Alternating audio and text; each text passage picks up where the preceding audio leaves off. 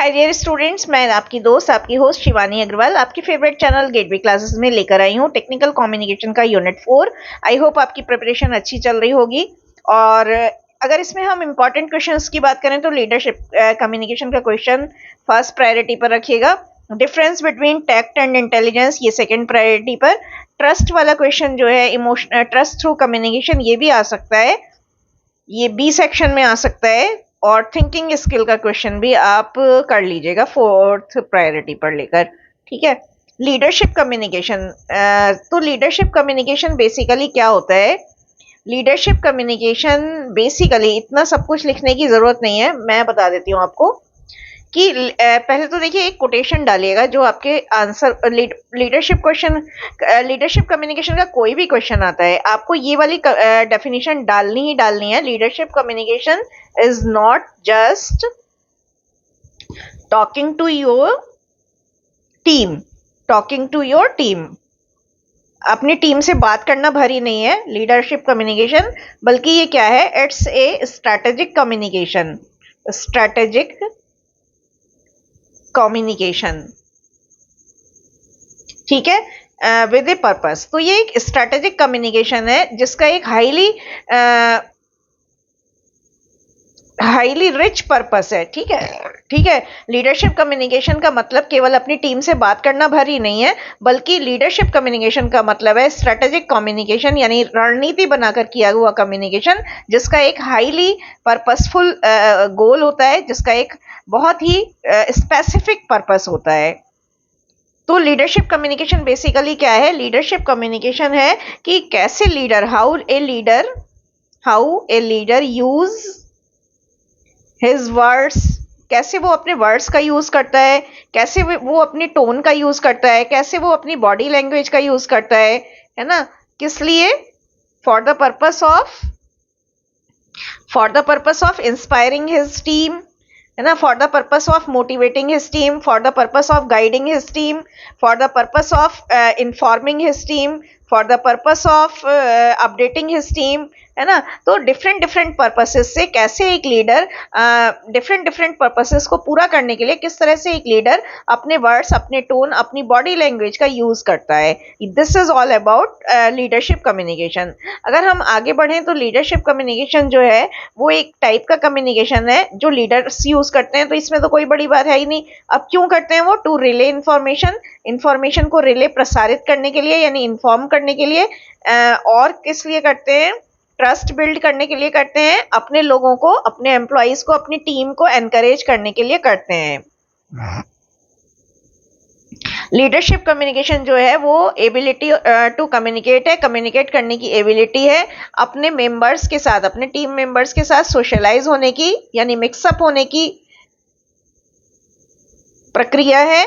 और इस तरह से मिक्सअप होना है कि उनको प्रॉपरली इन्फॉर्म किया जा सके, उनको अच्छे से मोटिवेट किया जा सके, उनको भली भांति इंस्पायर करा जा सके, उनसे वेल कनेक्टेड रहा जा सके, और last but not the least उनको एक साथ इनक्रेडिबली अखंड रूप से उनके साथ यूनिटी मेंटेन करी जा सके। तो लीडरशिप कम्युनिकेशन का मतलब है कि हमें इस तरह से कम्युनिकेट करना है ताकि हम अपनी टीम के साथ सोशलाइज कर सकें, अपनी टीम के साथ भली भांति मिक्सअप हो सकें, इस तरह से मिक्सअप हो सकें कि हमारी टीम को हर बात की सूचना टाइम से पहले पहुंच जाए, वो हर तरह से मोटिवेट रह सकें, वो बहुत अच्छी तरह से इंस्पायर रह सकें, वो वेल कनेक्टेड रह सकें। अगर एक छोटी सी सूचना किसी एक मेंबर को दे दी जाए तो वो सूचना जो है विद इन ए मिनट सारे लोगों के पास आराम से फ्लोट कर सके, और वो उन टीम मेंबर्स के बीच में आपस में यूनिटी हो, इनक्रेडिबली यूनाइटेड हो वो। लीडरशिप कम्युनिकेशन किसी भी ऑर्गेनाइजेशन का लाइफ ब्लड होता है। जितना इंपॉर्टेंट लाइफ के लिए ब्लड है, उतना ही इंपॉर्टेंट, उतना ही जरूरी जो है, उतना ही इंसेपरेबल पार्ट जो है वो लीडरशिप कम्युनिकेशन है किसी भी ऑर्गेनाइजेशन की सक्सेस के लिए। लीडरशिप कम्युनिकेशन के एग्जाम्पल ये है कि अगर एक टीम मेंबर जो है वो डिसकंटेंटमेंट में है, डिस्करेज्ड है, अनहैप्पी है, डिससेटिस्फाइड है, तो उस समय आप उससे पूछेंगे कि तो आप उस समय क्या करेंगे? उससे बातचीत करेंगे और किस तरह आप ये एक्सप्लेन करेंगे कि how they would prefer to change the team's workflow किस तरह से टीम का वर्क फ्लो चेंज करके उसको जो है सहूलियत दी जा सकती है, किस तरह से टीम के वर्क फ्लो को थोड़ा इधर उधर करके उसको आराम दिया जा सकता है, उसको मेंटली थोड़ा सा कंटेंटमेंट दिया जा सकता है, किस तरह से आप उसकी शिफ्ट में, अगर उसकी शिफ्ट में प्रॉब्लम आ रही है तो किस तरह से आप उसकी शिफ्ट को चेंज कर सकते हैं, किस तरह से आप उसके एरिया ऑफ वर्क को शिफ्ट कर सकते हैं। हो सकता है वो ये कहे कि मेरा इस चीज में स्किल और इंटरेस्ट नहीं है, ये दे दीजिए आप मुझे। और किस तरह से आप उसके साथ किसी असिस्टेंट को एसोसिएट कर सकते हैं, हेल्पर को एसोसिएट कर सकते हैं, ताकि उसका वर्क बर्डन जो है कम हो सके। ऐसे ही कोई टुमल्टस सिचुएशन है, कोई पंगे वाली स्थिति है, कोई जो है क्रिटिकल कंडीशन है, कोई जो है मैसी कंडीशन है, जहां पर मैस फैल गई है, रायता फैल गया है, तो ऐसी कंडीशन है तो लीडर क्या है, कम्युनिकेट करता है उस समय अपनी टीम से उनकी प्रॉब्लम जानने के लिए। जैसे मान लीजिए स्ट्राइक हो गई है, अनशन हो गया है, लॉकडाउन हो गया है, लॉकडाउन का मतलब है कंपनी में लॉकडाउन कर दिया है, वर्कर्स ने पेन डाउन स्ट्राइक कर दी है, तो उस समय में वो जाकर चुप नहीं बैठता और किसी तहखाने में नहीं छिपता है, बल्कि वो सामने आकर उन लोगों की प्रॉब्लम और ग्रीवेंसेस को सुनने की कोशिश करता है, उनसे नेगोशिएट करता है, यानी उनसे एक मिडवे निकालता है जिसमें वो भी सेटिस्फाई रहे और कंपनी का भी लॉस ना हो। उनके कॉन्फ्लिक्ट को रिजॉल्व करता है, उनके डिस्प्यूट को रिजॉल्व करता है और उन्हें बेस्ट सुटेबल सोल्यूशन देता है। ऐसे समय में वो क्या होता है, एक मीडिएटर होता है एम्प्लॉइज और एम्प्लॉयर के बीच में।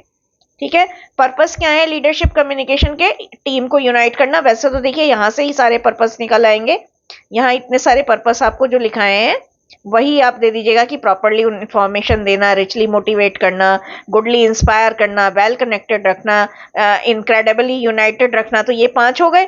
अगर फिर भी आपको लिखना है तो और देख लीजिएगा, टीम मेंबर्स को एम्पावर करना, उनको एनर्जेटिक बनाना ताकि वो किसी भी चैलेंज को फेस कर सकें मुस्कुराते हुए, और उनसे बेस्ट आउटकम निकलवाना, बेस्ट नतीजे निकलवाना। तो यहीं पर 3 पर्पस हो गए। इफेक्टिव लीडरशिप कम्युनिकेशन जो है वो मोटिवेट, इंस्पायर करता है अपने टीम मेंबर्स को, उनको इग्नाइट करता है, उकसाता है, उनके अंदर स्पार्क और एनर्जी को इन्फ्यूज कराता है, भरता है। इन्फ्यूज का मतलब भरना है ना, टू फिल, इन्फ्यूज का मतलब फिल भी कर सकते हैं, fill in them the spark and energy. Specially कब, जब वो थोड़े से डिमोटिवेटेड और डिसेंट्रलाइज्ड हो, तो ऐसे मोमेंट्स में जब वो टफ सिचुएशन में हो, फिजिकली मॉरली डाउन हो, ऐसी सिचुएशन में वो उनके अंदर स्पार्क, एनर्जी और जील का मतलब उत्साह भरता है। अगर लीडरशिप कम्युनिकेशन अच्छा है, लीडर का कम्युनिकेशन अच्छा है, तो इससे लास्टिंग रिलेशनशिप बनते हैं, कभी ना खत्म होने वाले रिलेशनशिप बनते हैं, बहुत ही रिच रिलेशनशिप, बहुत ही स्ट्रॉन्ग रिलेशनशिप बनते हैं, है ना। और इससे जो है एनवायरनमेंट बहुत कोऑपरेटिव हो जाता है, वहां पर डिसहार्मोनियस एटमॉस्फेयर नहीं होता है, क्लैशिंग वाला एटमॉस्फेयर नहीं होता है, बल्कि क्या होता है, एक हारमोनियस एटमॉस्फेयर होता है। और हारमोनियस एटमॉस्फेयर में सब लोग आई एटीट्यूड में ना काम करके यू एटीट्यूड में काम करते हैं, वी एटीट्यूड के साथ काम करते हैं, वी आर टुगेदर के पॉइंट ऑफ व्यू से, पर्सपेक्टिव से काम करते हैं। और जहां पर वी आर टुगेदर की भावना होती है वहां पर फैमिली एनवायरनमेंट होता है, चेरिशमेंट होता है और हारमोनियस एनवायरनमेंट होता है। सभी एक दूसरे को खुश करते हैं, एक दूसरे को सहयोग करते हैं, लैग पुलिंग नहीं करते, बैक बाइटिंग नहीं करते, और क्या कहते हैं, गॉसिपिंग नहीं करते हैं। बात भी होती है तो फ्रूटफुल मैटर्स पर बात होती है। It helps in fostering understanding in the team. अगर लीडर अच्छा है, उसका कम्युनिकेशन लोगों के साथ अच्छा है, तो टीम में कभी भी नासमझी नहीं आएगी, टीम में हमेशा अंडरस्टैंडिंग बनी रहेगी। अगर कोई ऐसा scope, there is no room where misunderstanding may arise, कोई ऐसा मिसअंडरस्टैंडिंग का स्कोप नहीं रहेगा। और जब टीम वर्क होता है तो ऑर्गेनाइजेशनल गोल्स को अचीव करने में सहायता मिलती है। तो लीडरशिप, अगर लीडर का कम्युनिकेशन अच्छा है, लीडर अच्छा है, तो समझ लीजिए पूरे संस्थान का एनवायरनमेंट अच्छा है और ऑर्गेनाइजेशनल गोल जो है, मिशन विजन जो है, उसे कंप्लीट करने में, फुलफिल करने में, अचीव करने में, पूरा करने में जो है सहायता मिलती है। It helps to boost personal ambitions, ये लोगों की एम्बिशंस को बूस्टअप करता है। पर्सनल का मतलब अधिकारी, कर्मचारी, कर्मचारियों के एम्बिशन को बूस्टअप करता है कि अभी तुम 5,000 की सैलरी पर काम कर रहे हो, तो कल तुम 10,000 की सैलरी पे काम कर लोगे। और वो क्यों, कैसे कर लोगे, अपनी ये वाली स्किल बढ़ा लो, ये वाला जो है आपका एरिया वीक है, यहाँ पर आप जाकर काम कर लो। अब आता है पिलर्स ऑफ कम्युनिकेशन, बहुत इंपॉर्टेंट है। देखिए सबसे पहला जो पिलर है, सबसे स्ट्रॉन्ग जो पिलर है, वो है लिसनिंग। अगर आप एक अच्छे एक्टिव लिसनर हैं, पेशेंट लिसनर हैं, बहुत ध्यान से बात सुनते हैं, एम्पैथेटिक लिसनर हैं। एम्पैथेटिक लिसनर का मतलब होता है कि आप केवल कानों से ही नहीं सुनते बल्कि दिल और दिमाग से भी सुनते हैं। जब आप दिल और दिमाग से सुनते हैं तो आप अनस्पोकन चीजों को भी सुनते हैं। कई बार आपका एम्प्लॉय अपनी पर्सनल प्रॉब्लम नहीं कह पा रहा है, लेकिन आप उसका फेस रीड करके, उसका मूड रीड करके ये समझ जाते हैं कि he must be stucked in some personal problems, domestic problems, और उससे आपको उससे बात कर, मतलब उसकी बातों को समझकर, उसके दुख को समझकर आप उसको पहले से पहले रेडीमेड सोल्यूशन दे देते हैं। तो अगर एक डेलिब्रेट लिसनर हैं आप, तो ये जो, अगर ये पांचों जो क्वालिटीज हैं, active listener, patient listener, empathetic listener, deliberate listener और कूल लिसनर, अगर आप हैं, तो ये पहली और प्रथम और मेन शर्त है, प्रायोरिटी है लीडरशिप कम्युनिकेशन की। एक लीडर को क्या है, अपने लोगों की प्रॉब्लम सुनना चाहिए, ग्रीवेंसेस पर सुनना चाहिए, उनके सजेशन सुनना चाहिए, उनके डिसीजन मेकिंग में उनकी एडवाइस लेनी चाहिए, सुननी चाहिए, उनकी इमोशंस को सुनना चाहिए, उनकी फीलिंग्स को सुनना चाहिए। और कैसे सुनना चाहिए? एक्टिवली, एंथुसियास्टिकली और अटेंटिवली सुनना चाहिए, बिना मन मारे, है ना, बिना फॉर्मेलिटी के। अगला आता है लिसनिंग के बाद अंडरस्टैंडिंग बॉडी लैंग्वेज। कई बार हमें सुनना ही जरूरी नहीं होता, बल्कि हमें अनछुई, अनकही, अनस्पोकन फीलिंग्स को भी, अनस्पोकन चीजों को भी सुनना होता है। तो बॉडी लैंग्वेज को अंडरस्टैंड करना जो है, वो एक लीडर को एडिशनल इंसाइट दे सकता है, एक अलग परख दे सकता है। वो कैपेबल हो जाएगा to read and get to know the people, लोगों को जानने और समझने में, उनका मूड जानने में, उनकी जो है मेंटेलिटी जानने में, है ना, कौन सा वर्कर काम से जी चुराता है, कौन सा वर्कर काम में अच्छा है, कौन सा ऑनेस्ट है, कौन सा डेडिकेटेड है, कौन सा पंक्चुअल है, और कौन सा जो है थोड़ा सा शैतान है। तो अगर एक रीडर को बॉडी लैंग्वेज सुननी आती है, पढ़नी आती है, नोट करना आता है, ऑब्जर्व करना आता है, तो वो अपने लोगों की बॉडी लैंग्वेज, एक्सप्रेशन और एटीट्यूड को पढ़ने का हुनर रखेगा, उनकी और उनके बारे में जानने का, उनके मूड और मेंटेलिटी के बारे में जानने का जान जाएगा, तो अकॉर्डिंगली वो उनको संभाल लेगा वक्त रहते। Concise verbal communication. अब अगर वर्बल कम्युनिकेशन होना है तो वो बहुत कंसाइज होना चाहिए। कंसाइज का मतलब होता है शॉर्ट होना चाहिए। तो एक लीडरशिप कम्युनिकेशन की एक खूबी ये भी है कि मोस्ट पीपल डू नॉट, क्योंकि बहुत सारे लोगों को इतना टाइम नहीं होता कि वो एक्स एग्रीगेटेड कॉन्वर्सेशंस को सुने, बढ़ा चढ़ा कर कहे गए कन्वर्सेशंस को सुने। तो एक लीडर का ये भी कर्तव्य है कि उसे अपने आप को ब्रीफ रखना है, बहुत छोटा रखना है, टू दी पॉइंट रखना है, कंसाइज रखना है, क्रिस्प का मतलब करारा रखना है, और अप टू द मार्क रखना है। मीटर्ड और मेजर्ड टोन में उसे अपनी बातें कहना आना चाहिए, ताकि बिना एक शब्द, मतलब बिना टाइम वेस्ट करे वो अपनी बातों को लोगों तक पहुंचा सके।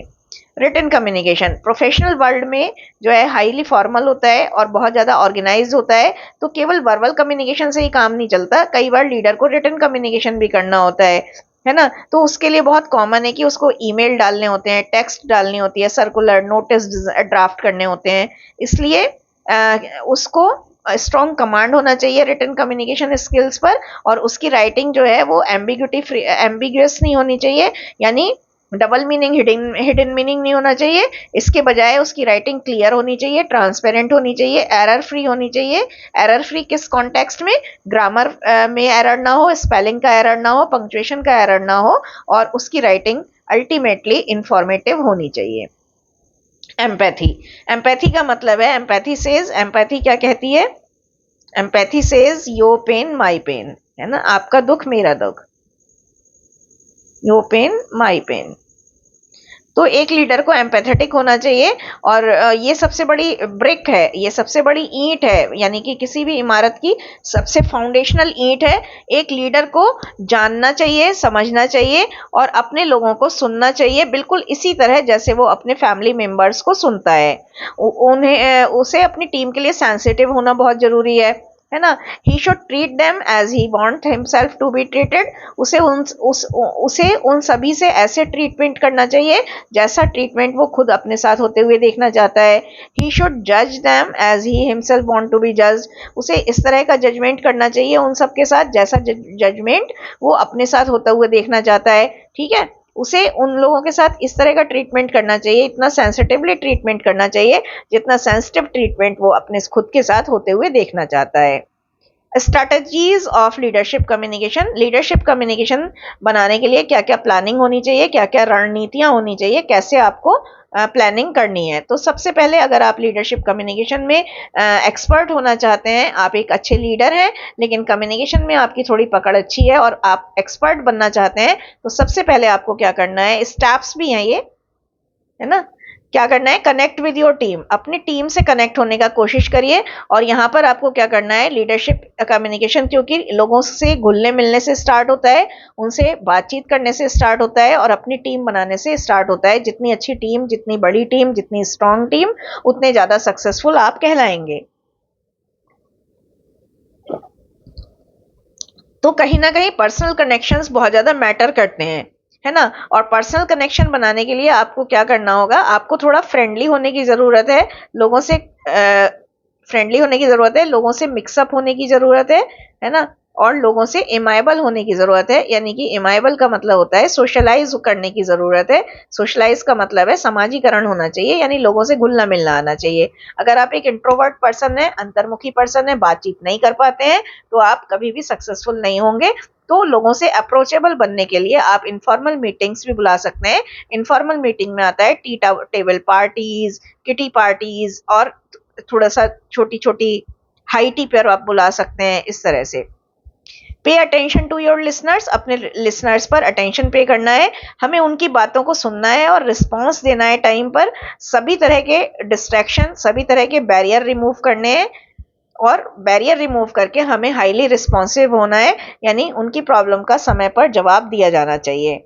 हमें नॉन वर्बल क्यूज को भी ऑब्जर्व करना है, जैसे उनकी body language, posture, facial expression, smile, है ना। तभी हम उन तक अपनी अप्रोच बना पाएंगे। फॉलो अप बहुत जरूरी है। Effective leadership communication involve more than just delivering ideas and moving on. Effective communication का मतलब ये नहीं है कि अपने आइडियाज को डिलीवर कर दिया और आगे बढ़ गए, बल्कि हमें फीडबैक लेना चाहिए कि जो हमने बोला है, जो भी हमने बात कही है, वो लोगों को कितना समझ में आई, लोगों के लिए वो कितना बेनिफिशियल है, क्या वो और ज्यादा सुनना चाहते हैं, क्या उनके नीड्स हैं, क्या प्रायोरिटीज हैं, क्या उनके स्टैंडर्ड्स हैं, क्या उनका स्टेटस है, mental status, physical status, social status, क्या उनकी जो है इंटरेस्ट, लाइकिंग, डिसलाइकिंग है। तो ये सब भी हमें जानने की जरूरत है और उसके लिए उनसे टाइम टाइम पर फॉलो अप लेना पड़ेगा।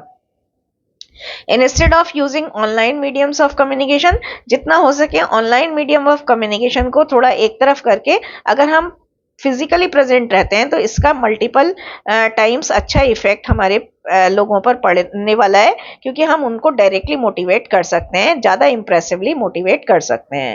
एस्पेक्ट ऑफ लीडरशिप कम्युनिकेशन, अगर हम बात करें तो आइडियाज कम्युनिकेट करने के लिए क्लैरिटी और ब्रेविटी होना बहुत ज्यादा जरूरी है। अगर हमारे आइडियाज क्लियर हैं, हमारे आइडियाज ब्रेविटी यानी संक्षिप्तता लिए, यानी शॉर्ट कंसाइज है, तो हम बहुत आराम से लोग हमें सुन लेंगे।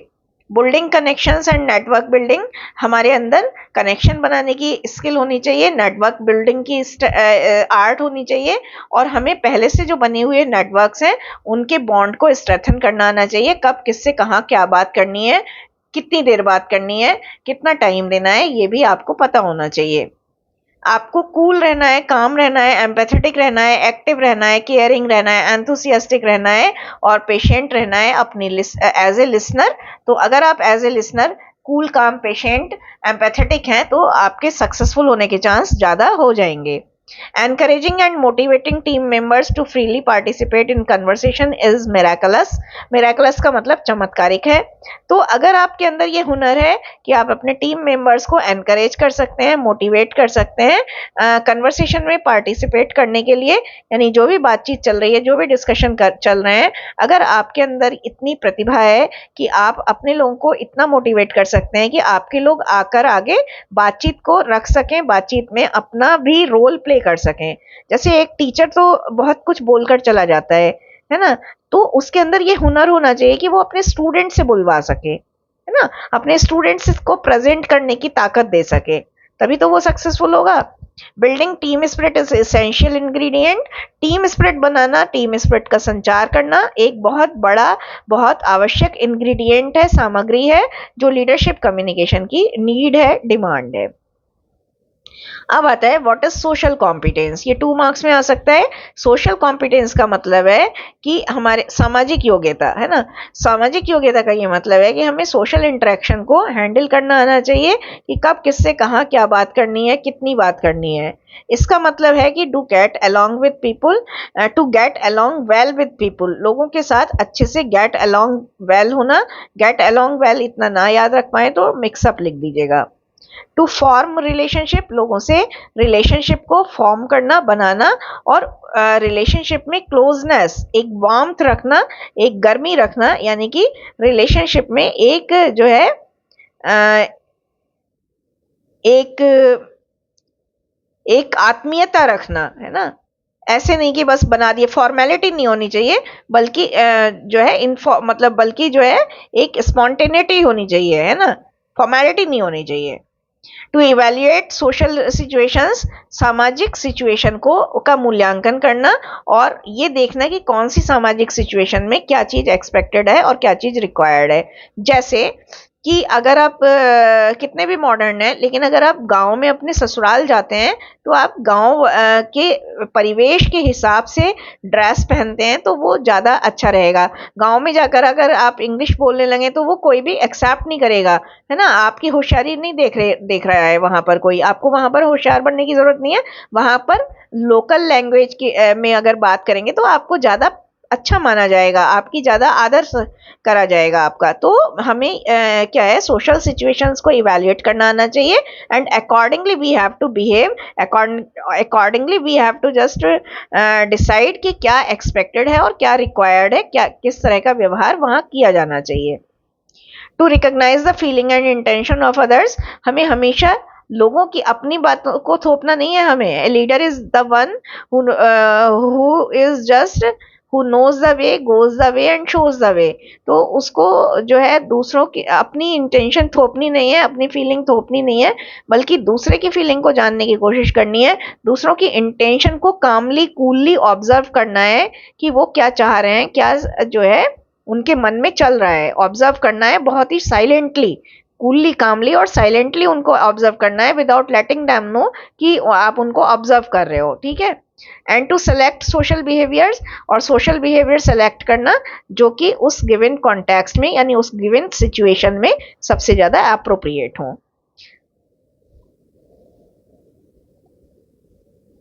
Element of social competence, context. अगर हम सोशल कॉम्पिटेंस के एलिमेंट की बात करें तो कॉन्टेक्स्ट जो है ये इंपॉर्टेंट है। देखिए, कॉन्टेक्स्ट जो है उसका मतलब है कि वो सारी सर्कमस्टेंसेस, वो सारा एनवायरनमेंट, वो सारी सिचुएशंस जहां पर कि जिस सिचुएशन में कम्युनिकेशन होना है। इसका मतलब है कि एनवायरनमेंट की सेटिंग और इंडिविजुअल्स के बीच रिलेशनशिप, कल्चरल फैक्टर्स और पर्पस क्या है इंटरेक्शन का। हर कंटेक्स्ट में हर कंटेक्स्ट है, जो हर सिचुएशन है उसमें अलग तरह का कम्युनिकेशन स्टाइल, अलग तरह की स्ट्रेटेजीज रिक्वायर्ड होती हैं। फीलिंग का बहुत बड़ा इंपॉर्टेंट रोल है, और ह्यूमन फीलिंग्स को अगर आप जान पाते हैं, एक्नॉलेज कर पाते हैं, तो इससे आपको कहां पर हेल्प मिलेगी? इससे आपके जो कनेक्शन है वो पर्पसफुल, फ्रूटफुल बनेंगे। इससे आपको लोगों के मतभेद सुलटाने में मदद मिलेगी। इससे आपको नेगोशिएट करने में सबसे ज्यादा मदद मिलेगी। आपको मिडवे निकालने में मदद मिलेगी, ऐसा मिडवे जिसमें दोनों पार्टीज इक्वली जस्टिफाइड फील करें, इम्पार्शियली जज्ड फील करें, इक्वली ट्रीटेड फील करें। अगर आपको फीलिंग्स का ज्ञान है तो आप एक सपोर्टिव और पॉजिटिव एनवायरनमेंट क्रिएट कर देंगे, है ना? Being attuned to feelings help to respond appropriately in various social situations। अगर आप लोगों की फीलिंग से अट्यून हो जाते हैं, यानी ट्यून अप हो जाते हैं, तो आप क्या करेंगे फिर? आप बहुत सारी सोशल सिचुएशंस को के अकॉर्डिंगली रिएक्ट करने में सक्सेसफुल हो जाएंगे। और हर लीडर को इमोशनली इंटेलिजेंट होना चाहिए। इंटेंशंस, इंटेंशंस का मतलब है कि हमारा कम्युनिकेशन जो भी हम कर रहे हैं उसके पीछे हमारा गोल क्या है, हमारा पर्पस क्या है, हमारा ऑब्जेक्टिव क्या है, हम किस पर्पस से कम्युनिकेशन कर रहे हैं और किन सोशल इंटर, हाँ बस इतना ही लिखेगा। इंटेंशन हमारी क्लीन और क्लियर होनी चाहिए, क्योंकि क्लीन और क्लियर इंटेंशन है तो उससे क्या होगा, हमें मैसेज को क्लियरली कन्वे करने में आराम मिलेगा। हम बिना किसी, without beating about the Bush, beating about the Bush का मतलब है बिना बात को घुमाए फिराए हम सीधे मुद्दे पर आएंगे, directly we will come to the point. और इससे क्या होगा, मिसकम्युनिकेशन का खतरा मिनिमाइज होगा। इससे ट्रस्ट, ये सबसे ज्यादा इंपॉर्टेंट है, इससे ट्रस्ट और म्यूचुअल अंडरस्टैंडिंग बनेगी। और इससे क्या है, it helps to win, it helps us win the trust and confidence of our audience. Win and trust, win, it will help us to win trust and confidence, win trust and confidence, है ना, of our teammates। Maintain transparency, transparency रहेगी, कोई भी बात इधर से उधर manipulative वे में नहीं पहुंचेगी। बिहेवियर, बिहेवियर का मतलब है एक्शन और responses of individuals in social interactions. Social interaction करते समय लोगों के क्या एक्शन आते हैं, लोगों के क्या रिस्पॉन्सेज आते हैं। सोशल कॉम्पिटेंस का मतलब केवल मात्र अंडरस्टैंडिंग करना नहीं है, बल्कि एक व्यक्ति के, किसी भी व्यक्ति के व्यवहार को रेगुलेट करना भी है, किसी भी व्यक्ति के व्यवहार को बैलेंस करना भी है। इफेक्टिव सोशल कॉम्पिटेंस में ऐसे बिहेवियर इन्वॉल्व होते हैं जैसे कि एक्टिव लिसनिंग, एम्पैथी, रेस्पेक्ट, ठीक है, केयर, बस इतना ही लिखिएगा। चलिए ये और लिख लीजिए। इस तरह के बिहेवियर जो हैं वो रैपर्ट बनाने में यानी साख बनाने में महत्वपूर्ण भूमिका निभाते हैं, कॉन्फ्लिक्ट को रिजॉल्व करने में, और प्रोडक्टिव रिलेशनशिप बनाते हैं, पर्सनल ग्राउंड्स पर भी, प्रोफेशनल ग्राउंड्स पर भी। प्रोवाइडिंग एंड रिसीविंग फीडबैक, देखिए फीडबैक चाहे आप दे रहे हो या आपको मिल रहा हो या आप रिसीव कर रहे हो, दोनों में ही आपको कंस्ट्रक्टिव माइंडसेट रखना है। कंस्ट्रक्टिव माइंडसेट का मतलब है पॉजिटिव माइंडसेट रखना है, बायसनेस नहीं होनी चाहिए, है ना, no biasness, no prejudice, no inclination, किसी एक के प्रति नहीं झुकना है, बल्कि क्या होना है, हमें ओपन माइंडेडनेस रखनी है। अब अगर हम फीडबैक किसी को दे रहे हैं तो हमें क्या करना है, स्पेसिफिक होना है, डाइवर्ट नहीं होना। मतलब आपको जहां पर उसका लगे कि लैक कर रहा है, वो कमी है उसकी, उस पर्टिकुलर पॉइंट पर आपको जो है फोकस करके उसको राय देनी है, मशविरा देना है, सजेशन देना है, एडवाइस देनी है, ठीक है, ना कि इधर उधर की बातों पर, इधर उधर के टॉपिक पर आपको जाना है, ठीक है। Frame your feedback using I approach, अब जो आपका फीडबैक देना है वो आई अप्रोच रखकर दीजिए कि I felt confused during your presentation. मतलब आप अपने पर ले लीजिए कि मैं थोड़ा कंफ्यूज हो गया, ये नहीं करिए कि तुम्हारा ऐसा था तो मैं, तुमने ऐसे बोला तो मैं नहीं समझ पाया, बल्कि मैं कंफ्यूज हो गया, है ना। ब्लेम गेम नहीं खेलना है ना। ये बहुत इंपॉर्टेंट है कि ब्लेम गेम नहीं खेलना है।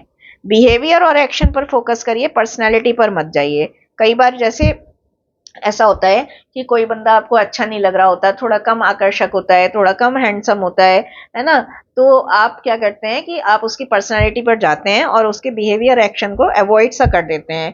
तो जरूरी नहीं है कि अगर कोई व्यक्ति काला है, अगर कोई व्यक्ति थोड़ा नाटा है तो वो अच्छा नहीं बोलेगा, हो सकता है उसके अंदर और भी ज्यादा अच्छी क्वालिटीज हो। तो आपको पर्सनैलिटी पर, you need not to pay attention on the personality of individual, बल्कि you need to focus on action and behaviour, कि वो क्या कर रहा है, कैसे कर रहा है और कितना अच्छा कर रहा है।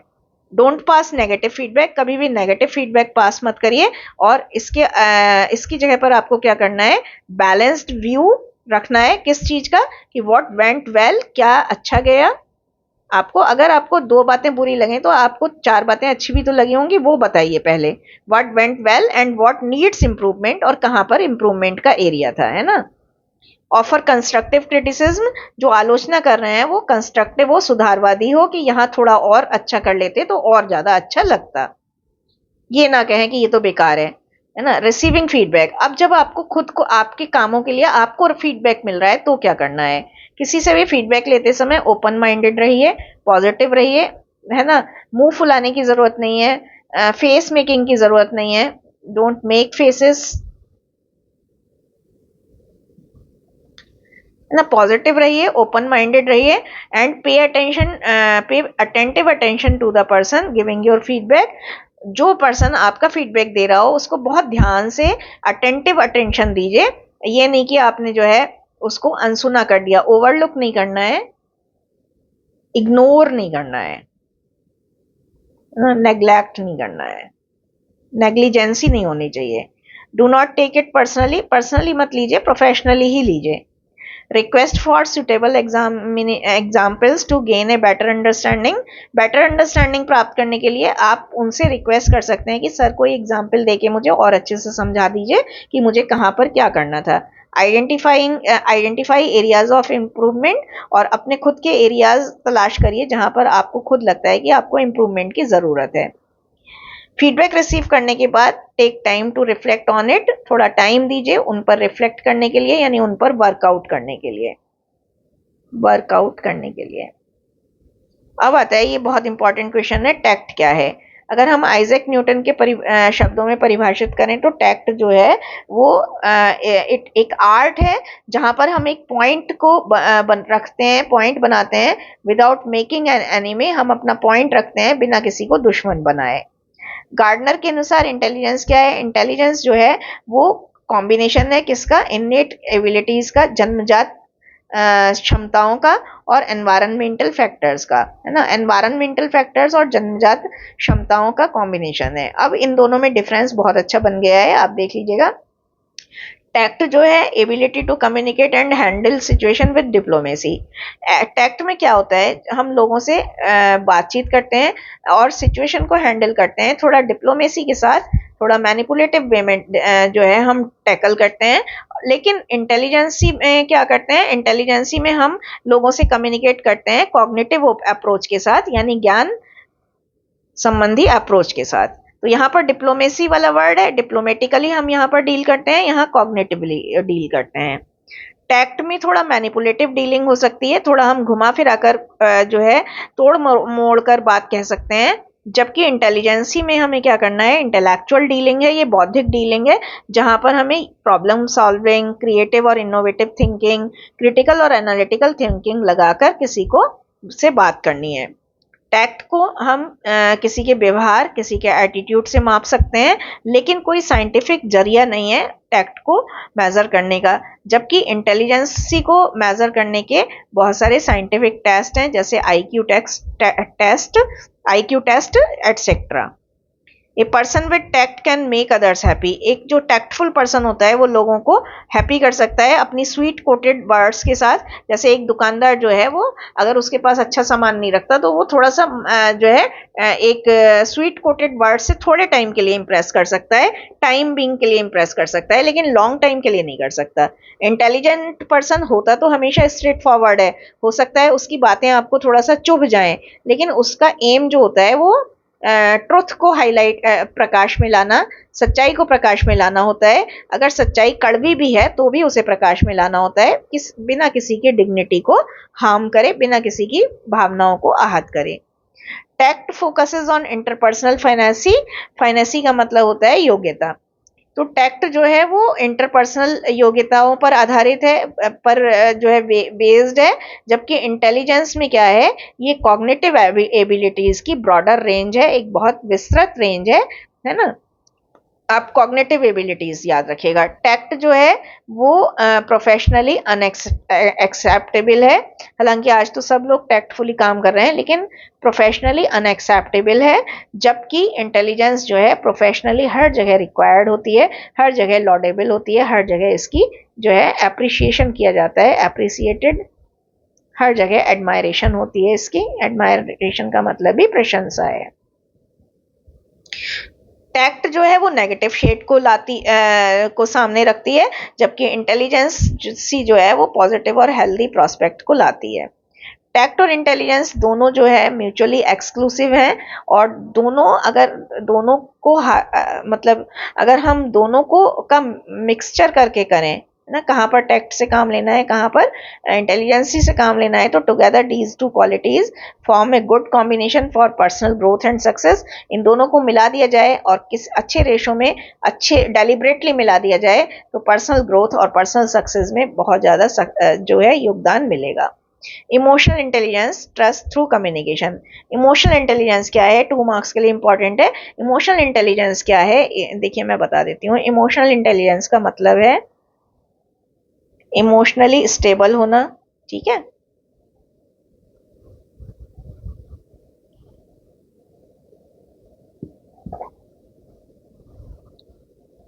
Not to broke, be stable with your emotions,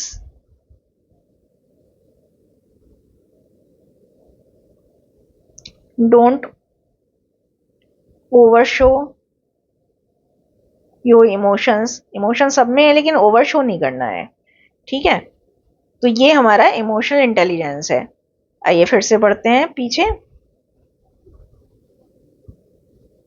emotional intelligence में क्या है कि आपको मैनेज करना आना चाहिए अपने इमोशंस को भी और दूसरे के इमोशंस को भी, जो आपके आसपास के लोग हैं उनके इमोशंस को भी आपको कंट्रोल करना आना चाहिए। तो यहाँ पर आप अपनी खुद की इमोशंस को कंट्रोल करेंगे और दूसरों की इमोशंस को भी अंडरस्टैंड, जानने की कोशिश करेंगे, कंट्रोल करेंगे। ये जो है वो क्या है, एबिलिटी है, जहाँ पर हमें परसीव करना होता है, एक्सप्रेस करना होता है और रेगुलेट यानी कंट्रोल करना होता है अपनी इमोशंस को। इमोशनल इंटेलिजेंस जो है वो एक पर्सन की एबिलिटी है, जहां पर वो जो है रिकॉग्नाइज करता है, अंडरस्टैंड करता है। ये सब देखिए बेकार की चीजें हैं, इतना ही कर लीजिएगा, बहुत लंबा हो जाता है फिर। 5 कंपोनेंट्स। एम्पैथी सबसे बड़ा कंपोनेंट है। एम्पैथी का मतलब मैं कई बार बता चुकी हूँ। एम्पैथी का मतलब है दूसरों के प्रोस्पेक्टिव को समझना, दूसरे के इमोशंस को जानना, समझना, सेंस करना, जानना, समझना, है ना। इससे क्या होता है, लोग आपसे जुड़ पाते हैं इमोशनल लेवल पर, और जब लोग आपसे इमोशनल लेवल पर जुड़ पाते हैं तो आपको कंपैशनेटली जो है वो रिस्पॉन्ड करते हैं। कई बार क्या होता है कि हम बहुत थके हुए हैं, है ना, लेकिन किसी एक स्टूडेंट का फोन आया तो हम उसका इमीडिएटली आंसर करते हैं, क्योंकि हम उससे कहीं ना कहीं इमोशनली जुड़ गए हैं और उसने हमें इम्प्रेस कर दिया है किसी ना किसी तरीके से, है ना, पॉजिटिवली। लेकिन हम कई बार जो है बहुत सारे बच्चों का आंसर नहीं भी दे पाते हैं, क्योंकि वो उन बच्चों के अंदर मैनर्स नहीं होते या उन बच्चों के अंदर उस तरह की क्वालिटीज नहीं होती।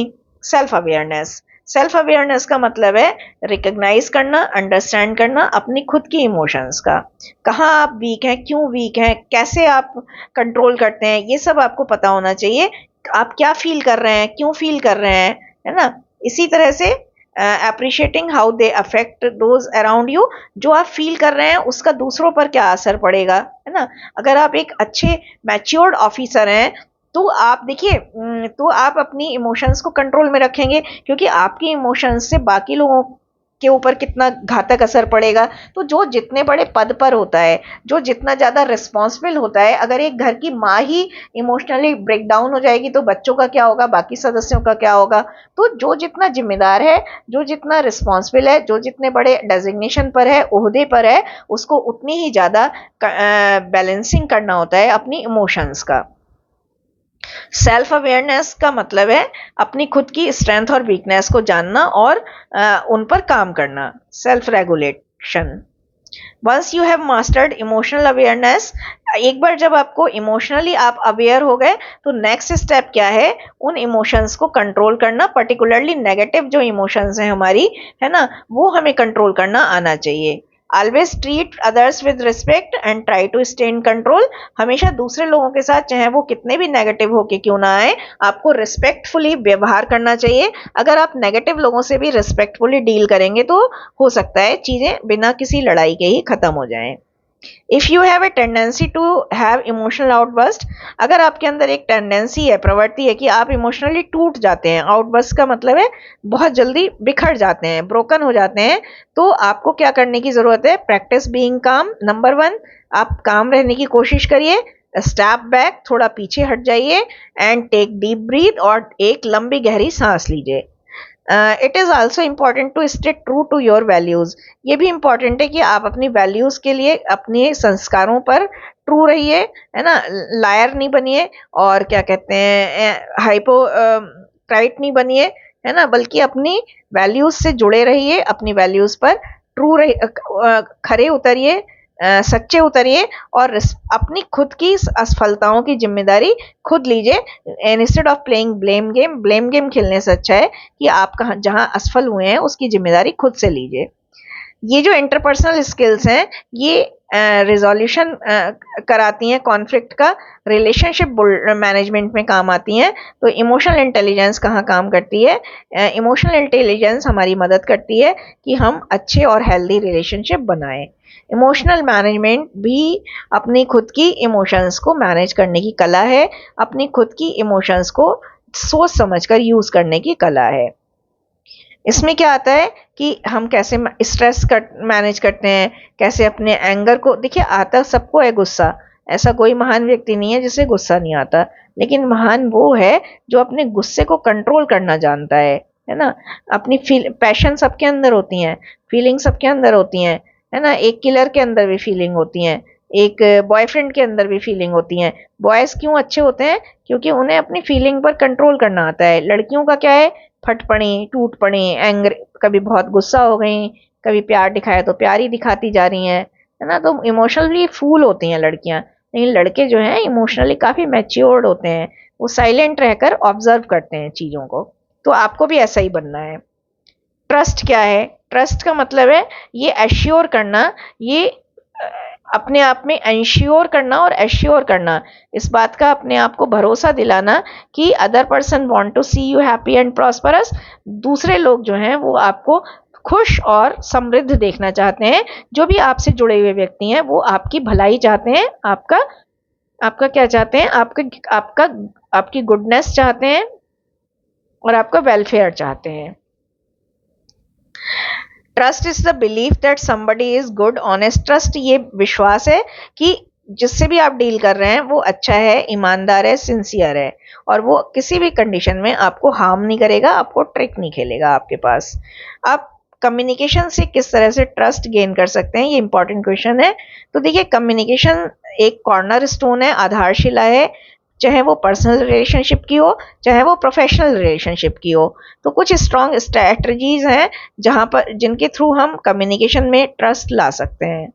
एक्टिव लिसनिंग, अगर हम एक अटेंटिव, क्लोज, एक्टिव और कूल, काम, पेशेंट लिसनर हैं तो हम दूसरे व्यक्ति को बहुत ध्यान से सुनेंगे।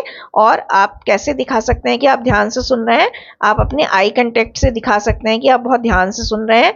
आपको बीच बीच में आपको नॉडिंग कर सकते हैं, आप सिर हिला सकते हैं, आप हैंड रेस करके अपने क्वेश्चन पुट अप कर सकते हैं और उसके क्वेश्चन का आंसर देके आप ये उसको आभास दिला सकते हैं कि आप एक ध्यान से सुन रहे हैं, आप एक अटेंटिव लिसनर हैं, आप एक कूल लिसनर हैं, आप एक एक्टिव लिसनर हैं। अननेसेसरी इंटरप्शन अवॉइड करने हैं।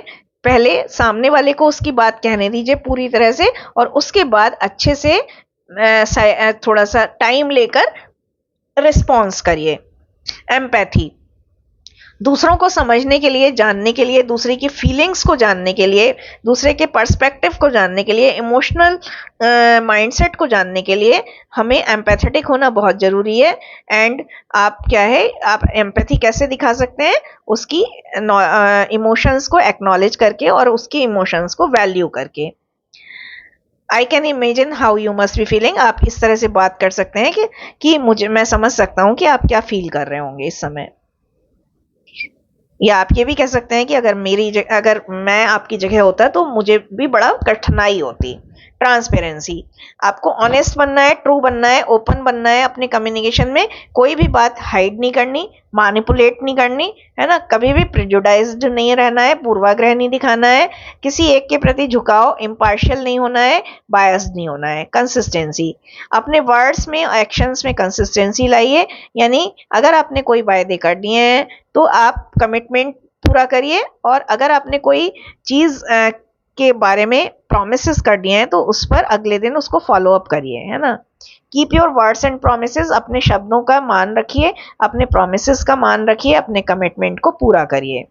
अगर किसी कारण से आप किसी कमिटमेंट को फुलफिल नहीं कर पा रहे हैं तो लोगों को विश्वास में लीजिए और उनको पहले से ही बता दीजिए कि मैं ये बात अभी नहीं पूरी कर पाऊंगा, मैंने कहा था बट मैं नहीं आ पा रहा हूँ।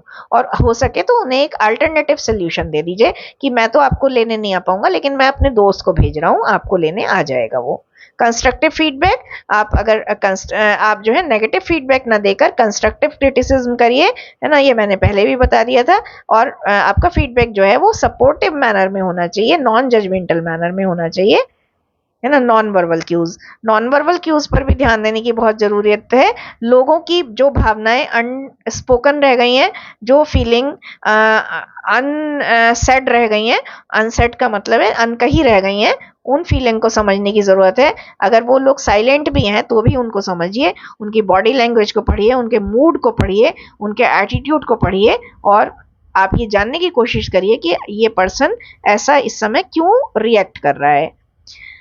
ऑन द अदर हैंड दूसरी तरफ क्या करना है कि आपको एक ओपन और अप्रोचेबल बॉडी लैंग्वेज रखनी है, ताकि अब ये क्यों रखनी है ओपन और अप्रोचेबल बॉडी लैंग्वेज, ताकि लोग आपसे आकर जो है अच्छे से बात कर सकें, वो डरे ना।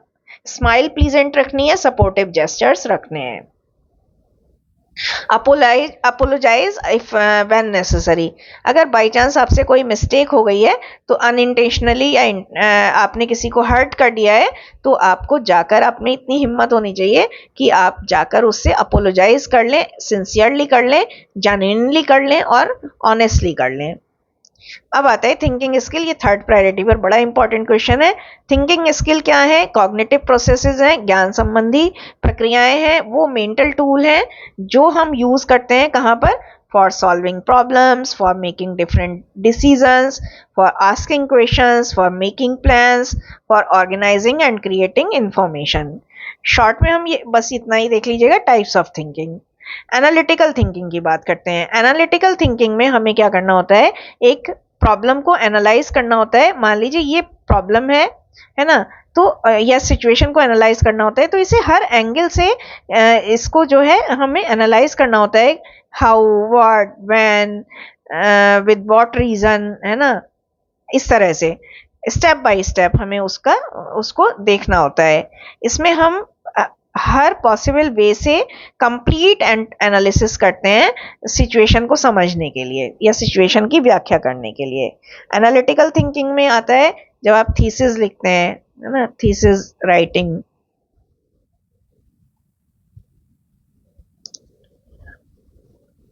प्रोजेक्ट सबमिशन,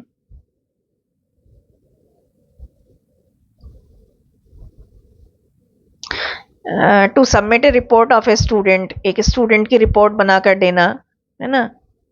डाइवर्जेंट थिंकिंग, जैसे मान लीजिए किसी दूसरे कॉलेज के प्रिंसिपल ने आपसे किसी बच्चे का प्रीवियस रिकॉर्ड मांगा है तो आप बहुत ही एनालाइज करके देंगे।